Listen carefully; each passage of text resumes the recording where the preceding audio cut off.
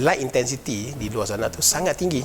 Okay? Di dalam bangunan, kalau mengikut pelbagai standard yang ada antarabangsa, jumlah light intensity tu yang diperlukan dalam bangunan untuk pekerjaan seperti menjalankan kerja di atas meja ataupun di dalam classroom, di dalam bilik belajar, hanyalah 300 ke 500 lux sahaja. Dan untuk bilik tidur contohnya di rumah, ya hanya antara 100 ke 200 lux sahaja. So sangat rendah berbanding dengan 2000 lux di luar sana. Bayangkan jumlah tenaga yang ada di dalam cahaya matahari tersebut. So jumlah tenaga yang ada tu lebih kurang up to 2000 kWh per meter square. So sangat tinggi. Jumlah tenaga inilah juga yang membantu kita untuk menjana elektrisiti kan. Tenaga elektrik yang diperbaharui itu boleh dijana di atas bumbung menggunakan solar panels yang dihidupkan dengan tenaga yang datang dari matahari tersebut. Pada masa yang sama, tenaga yang banyak ni jugalah yang menyebabkan cahaya itu sangat terang. Jika pencahayaan ini tidak dikawal dengan rapi, satu, kesihatan kita, kesejahteraan kita mungkin terjejas.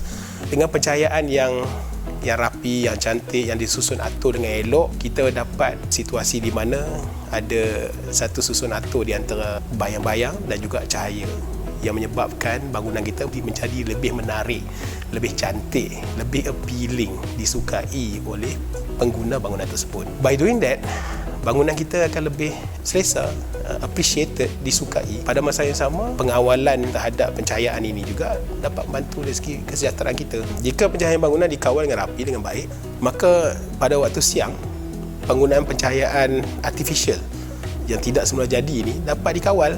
Kuranglah penggunaan lampu mentol ataupun lampu Kalimantan, lampu LED lah zaman sekarang kan, banyak lampu LED.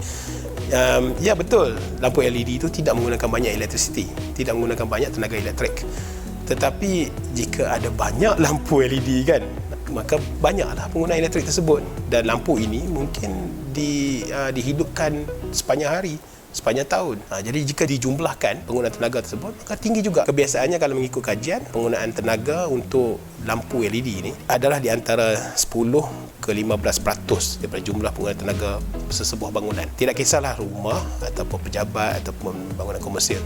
Tapi bangunan komersial itu mungkin lebih tinggi disebabkan oleh di bangunan komersial kebanyakannya tidak mempunyai banyak tingkap, kerana di dalam bangunan komersial tujuan utamanya adalah untuk pelanggan ataupun pengguna bangunan tersebut lebih fokus terhadap benda yang nak dibeli kan.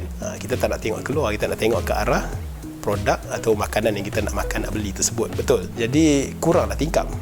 Cukup sahaja mengikut standard yang diletakkan oleh kerajaan lah. Di dalam bangunan tersebut, definitely penggunaan tenaga untuk pencahayaan di dalam bangunan lebih tinggi daripada rumah yang mempunyai tingkap yang banyak, yang dibuka sentiasa, daripada pejabat di mana penggunanya ada lebih cakna terhadap penggunaan elektrisiti yang membuka tingkap, membuka bidai dan membenarkan pencahayaan luar masuk ke dalam bangunan. Keadaan ini berbeza-beza, situasi ini berbeza bergantung kepada lokasi dan juga jenis bangunan dan juga penggunaan bangunan tersebut.